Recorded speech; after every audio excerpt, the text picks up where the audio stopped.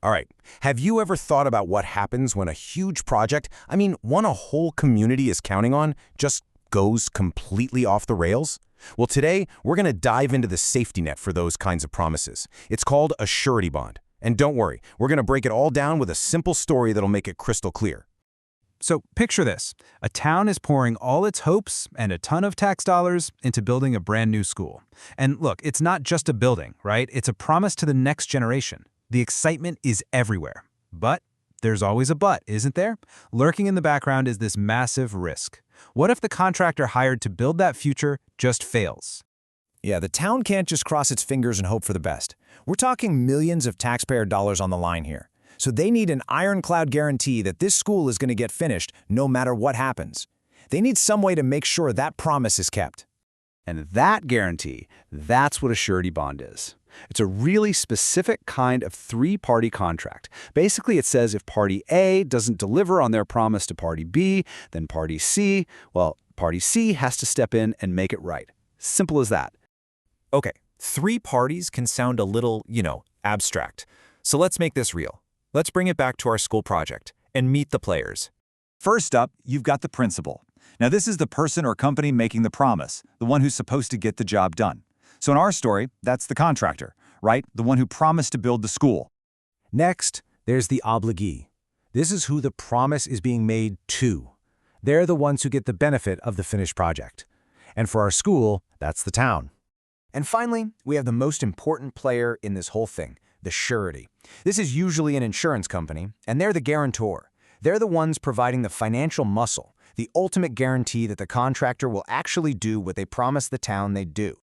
Okay, now I need you to lean in for this part, because this is the single most important thing to understand, and it's where a lot of people get tripped up.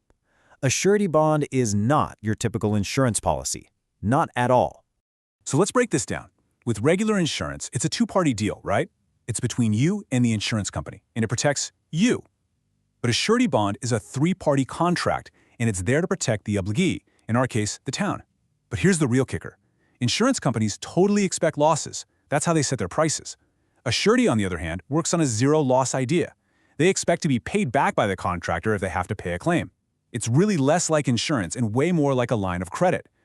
So you can see why the surety is going to be super careful about who they back, right? They're putting their own money on the line. So that leads to the big question. How does a contractor even get one of these powerful guarantees? Well, it all comes down to a really tough screening process that they call the 3 C's of underwriting. The first C is capacity. It's simple. Do you have the experience, the equipment, the people to actually pull this job off? The second C is capital. Do you have the money, the financial strength to survive if things go wrong? And the third C is character. Are you trustworthy? Do you have a track record of doing what you say you're going to do? A contractor has to pass all 3 of these tests with flying colors before a surety will even think about backing them. Okay, so let's get back to our school story. The contractor, they were vetted like crazy. They passed the 3 C's. They had the capacity, the capital, and the character. The surety gives them the bond. Everything looks great. But the real world, it has a way of throwing curveballs. And boom, disaster strikes. Right in the middle of construction, the contractor hits a major financial crisis. They're completely out of cash, and they have to just walk off the job.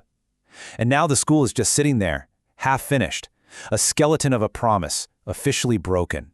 So, now what? Is the town just stuck with a half-built school and a huge hole in its budget? What happens now? This right here is the exact moment a surety bond was made for. The town, our obligee, doesn't waste a second. They file a claim against the bond with the surety company. And that flips the switch. It activates the guarantee. The surety is now on the hook, legally and financially, to step in and fix this mess. So the first thing the surety does is investigate, just to make sure the contractor really has defaulted. Once that's confirmed, they've got a few ways they can play it. Option 1, they could actually loan the original contractor the money to finish the job. Option 2, and this is more common, they just hire a brand new contractor to take over. Or option 3, they can just cut a check to the town and let them handle finishing the project. So in our story, the surety decides to hire a new contractor. And just like that, the construction site roars back to life. A few months go by, and the school is done. It's finished. All because of that surety bond, the town's project didn't die, and that promise to the community was kept.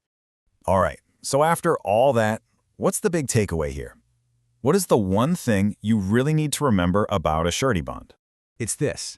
A surety bond isn't really insurance that pays you when something fails. It's a financial tool that guarantees completion.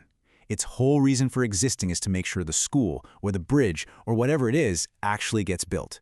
It's a guarantee of performance, plain and simple. So we've seen how this works for a giant construction project, and that's where you see them most often. But it kind of leaves you with a final question, doesn't it? What other promises in our world, big or small, could use a guarantee like this? Something to chew on.